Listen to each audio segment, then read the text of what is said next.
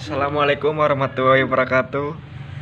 Perkenalkan, nama saya Egi Satria Putra dari kelas manajemen 4 pagi E. Di sini saya akan menjelaskan tentang perpajakan, apa itu PPh 21, peserta wajib pajak PPh 21, yang ketiga komponen perhitungan PPh 21, yang keempat tarif PPh 21, terakhir penutup.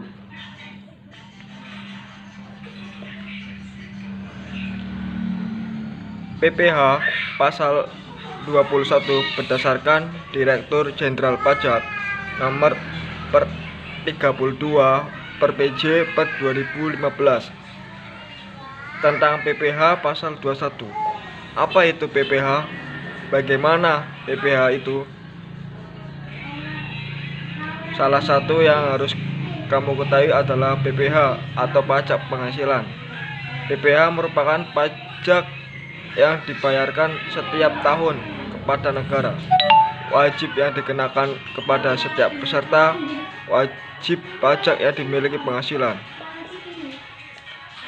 PPh pasal 21 menurut Peraturan Direktur Pajak nomor per 32 per PJ per 2015 adalah pajak berupa gaji, upah, honorarium, tunjangan, dan pembayaran lain dengan nama dan dalam bentuk apapun yang sehubungan dengan pekerjaan atau jabatan, jasa dan kegiatan yang dilakukan oleh orang pribadi subjek pajak. Sebagian tambahan informasi bahwa peraturan tentang tarif PTKP penghasilan tidak kena pajak saat ini tidak berbeda dengan peraturan PTKP tahun 2016 silam, sehingga perhitungan PPh 21 tahun ini masih berujuk pada peraturan PTKP yang ditetapkan tahun 2016 tersebut.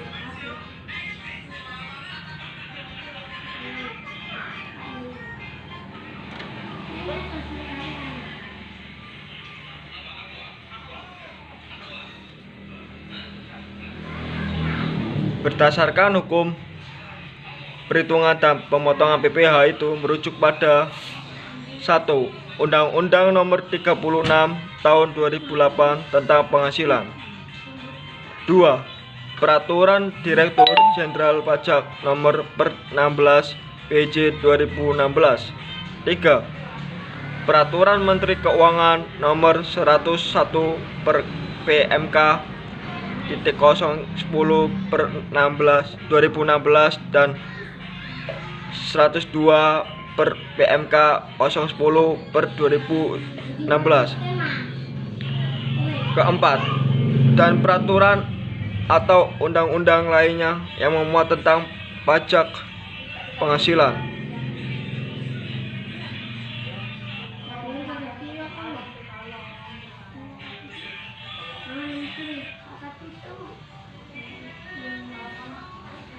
Yang kedua, peserta wajib pajak PPh 21.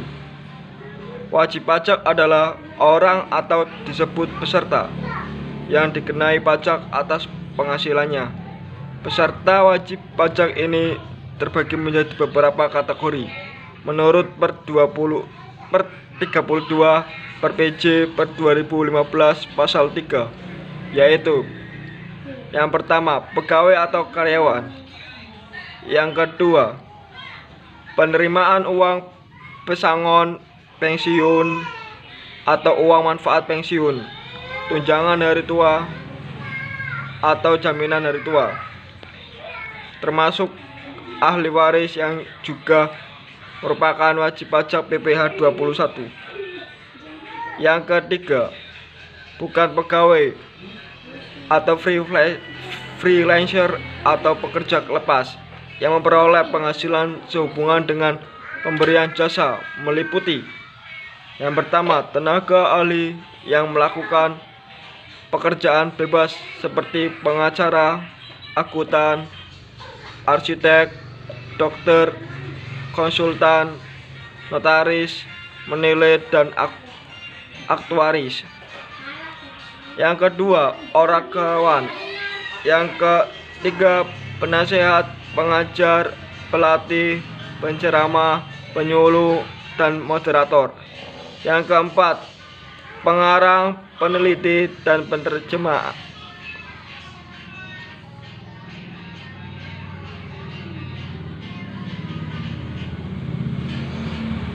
Yang ketiga, komponen perhitungan PPh 21.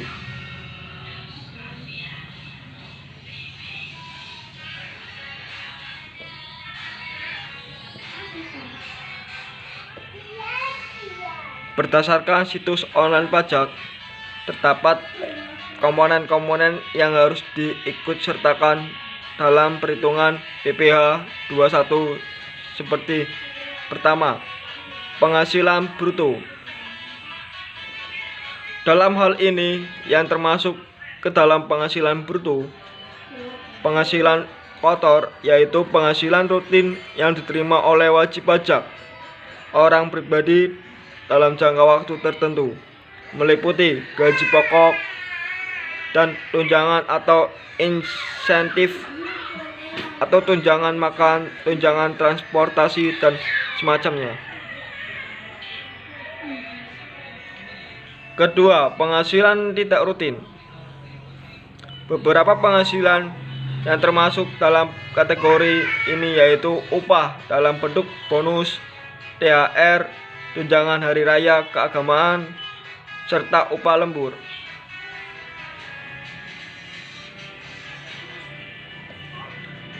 Yang ketiga, iuran BPJS atau premi asuransi pegawai yang dibayar perusahaan. Setiap warga negara Indonesia WNI atau warga negara asing WNA yang tinggal di Indonesia selama lebih dari 6 bulan wajib memiliki dan menjadi anggota BPJS. Program asuransi kesehatan ini diselenggarakan oleh pemerintah dan wajib ada di setiap perusahaan, di mana pembayarannya dihitung berdasarkan presentasi dari gaji atau upah yang diperoleh.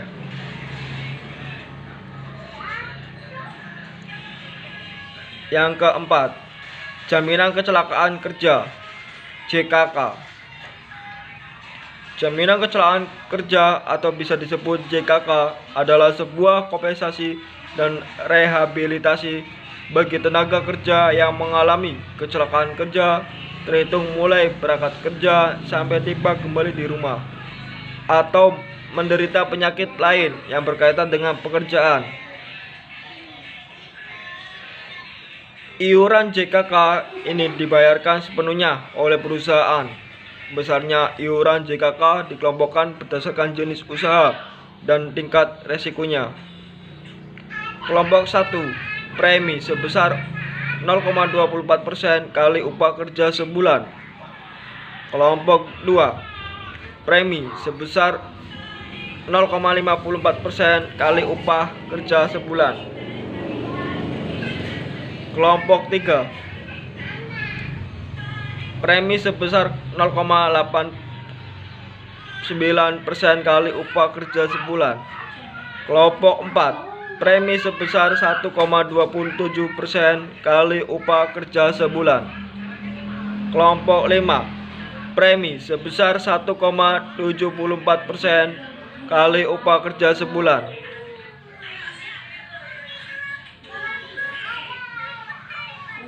Yang kelima, jaminan kematian atau bisa disebut JK. Jaminan ini diperuntukkan bagi ahli waris dari anggota program BPJS Ketenagakerjaan yang meninggal bukan karena kecelakaan kerja. Dalam ini kamu wajib menanggung iuran program jaminan kematian atau JK sebesar 0,23% dari gaji bulanan yang kamu peroleh. Yang keenam, jaminan kesehatan. Terhitung sejak Juli 2015, tarif iuran jaminan kesehatan yaitu sebesar 5% dari gaji bulanan atau gaji pokok dan tunjangan tetap, di mana 4% dibayar oleh perusahaan pemberi kerja dan 1% dibayar oleh pegawai. Batas tertinggi gaji bulanan yang digunakan sebagai dasar perhitungan iuran jaminan kesehatan adalah 2 kali PTKP dengan status kawin dan memiliki 1 anak. Untuk keluarga lainnya yaitu terdiri dari anak keempat dan seterusnya, serta orang tua dan mertua, besar iurannya yaitu 1% per orang dipotong dari gaji bulanan.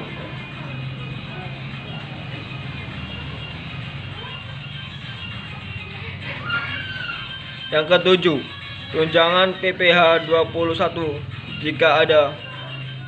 Bagi perusahaan yang memberi tunjangan PPh 21 kepada para pegawainya atau penuh atau sebagian, maka jumlah tunjangan PPh 21 ini dijadikan komponen tambahan dari penghasilan bruto. Sementara untuk metode perhitungan gaji bagi pegawai yang menerima tunjangan PPh 21 adalah metode gaji bersih. Yang ke-8, tunjangan BPJS jika ada. Bagi perusahaan yang memberi tunjangan BPJS, JKK, JKJP atau JKS secara penuh, maka tunjangan BPJS ini dijadikan komponen tambahan dari penghasilan bruto. Metode perhitungannya untuk menggunakan metode gaji bersih.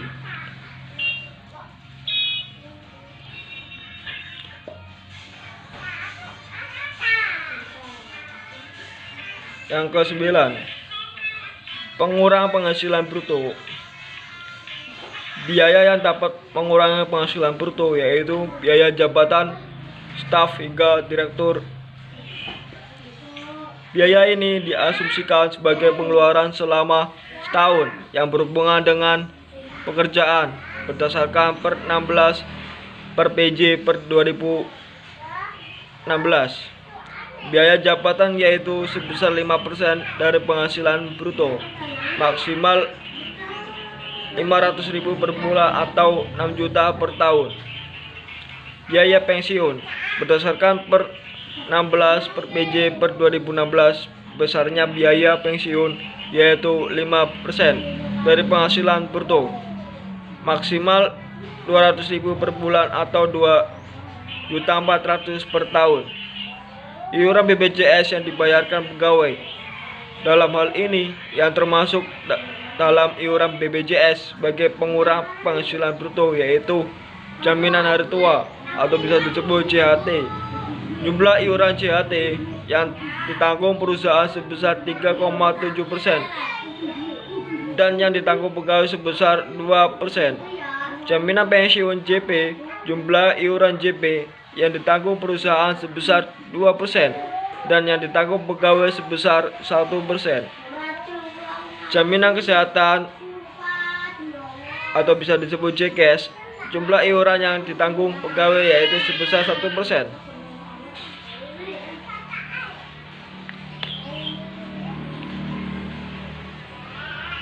Yang keempat, tarif PPh 21. Sekarang saatnya kamu mengetahui tarif PPh yang wajib kamu bayarkan. Tarif PPh 21 dipotong dari jumlah penghasilan kena pajak atau bisa disebut PKP yang dibulatkan ke bawah dalam ribuan penuh.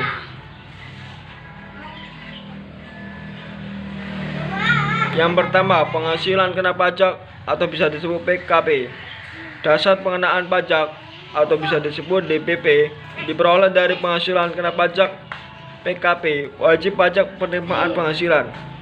Ini dia ketentuannya. Yang pertama, penghasilan kena pajak PKP berlaku bagi pegawai tetap, penerimaan pensiun berkala, pegawai tidak tetap yang penghasilannya dibayar setiap bulan atau jumlah kumulatif penghasilan dalam satu bulan telah melebihi 4.500.000. Bukan pegawai yang penghasilannya bersifat berkesinambungan. Menurut per 31 per PJ per 2009, berkesinambungan adalah imbalannya dibayar atau terutang lebih dari satu kali dalam satu tahun kalender sehubungan dengan pekerjaan, jasa, atau kegiatan.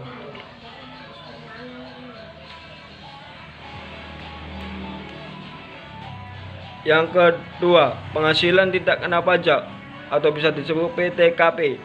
Untuk penghasilan kamu yang dikenai PPh yang bersifat tidak final, maka kamu berhak atas pengurangan penghasilan neto sejumlah penghasilan tidak kena pajak PTKP.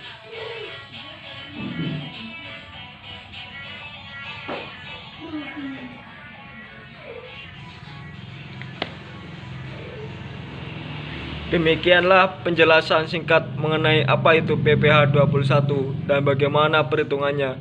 Semoga ini bisa menambah wawasan dan pengetahuan Anda tentang pajak penghasilan pasal 21. Terima kasih. Wassalamualaikum warahmatullahi wabarakatuh.